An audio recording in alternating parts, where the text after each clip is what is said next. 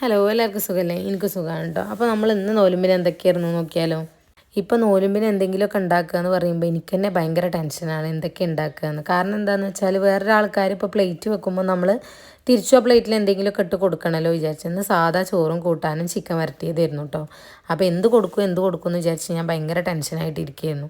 അപ്പോൾ മോന് പറഞ്ഞു, ഞാൻ സ്കൂളിലൊക്കെ ചോറ് തിന്നുന്ന സമയത്ത് എല്ലാവരും ചോദിക്കലുണ്ട് നിങ്ങളെ കേരളത്തിലെ ഫുഡ് ഇതാണോ എന്ന്. ഇത്ര ചോറൊക്കെ നിങ്ങൾ കഴിക്കുമെന്ന് ചോദിക്കും എന്ന് പറഞ്ഞവന്. കാരണം ഇവിടെ കുറച്ച് ചോറേ കഴിക്കുള്ളൂ. അപ്പോൾ ഇന്ന് കിട്ടിയ പ്ലേറ്റിൽ നമുക്ക് കടലക്കറി ഉണ്ടായിരുന്നു. പിന്നെ ഇതെന്തോ ഒരു സംഭവം പൂരിയുടെ ഒരു ടേസ്റ്റൊക്കെ ഉണ്ടായിരുന്നു. എന്നാൽ പൂരി അല്ലേനും. ഞാൻ വീട്ടിലുണ്ടാക്കിയ ഇതൊക്കെ കേട്ടോ. കൂട്ടത്തിൽ പരിപ്പ് കറി ഉണ്ടാക്കിയിട്ടുണ്ടായിരുന്നേ.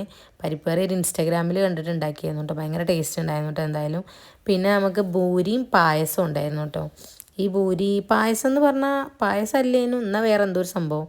ചെറിയ ചെറിയ പാത്രത്തിലൊക്കെ ഇപ്പം ഇങ്ങനെ സാധനങ്ങൾ അങ്ങോട്ടും ഇങ്ങോട്ടും കൊടുക്കുക. കാരണം ഞാൻ പിന്നെ ക്ലാസ്സിലാട്ടോ പറഞ്ഞു വെച്ചത്. ചായ കുടിച്ച ക്ലാസ്സാണ്.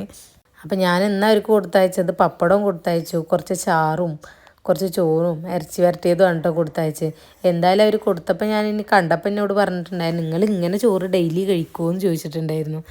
നമ്മളൊക്കെ ഓരോരുത്തരും ആൾക്കാർ ചോറ് കഴിക്കണുണ്ട്. അപ്പോൾ അന്തം വിടും. ഇത്ര ചോറ് കൊടുത്ത് കണ്ടിട്ടാണ് ഓല് ഇങ്ങനെ അന്തം വിടുന്നത്. ഇത് ഞാനെടുത്ത ചോറാണ്. ഇതിൻ്റെ പകുതി ചോറായിട്ട് അവർക്ക് കൊടുത്തയച്ചിട്ടുള്ളൂ. അപ്പം ഞാൻ തന്നെ ഈ ചോറ് കണ്ട എന്തായാലും ഓലെ ബോധം പോകും, അത് ഉറപ്പാണ്.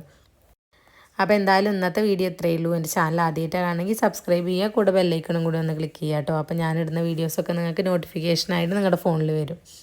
അപ്പോൾ ഓക്കെ, ബൈ.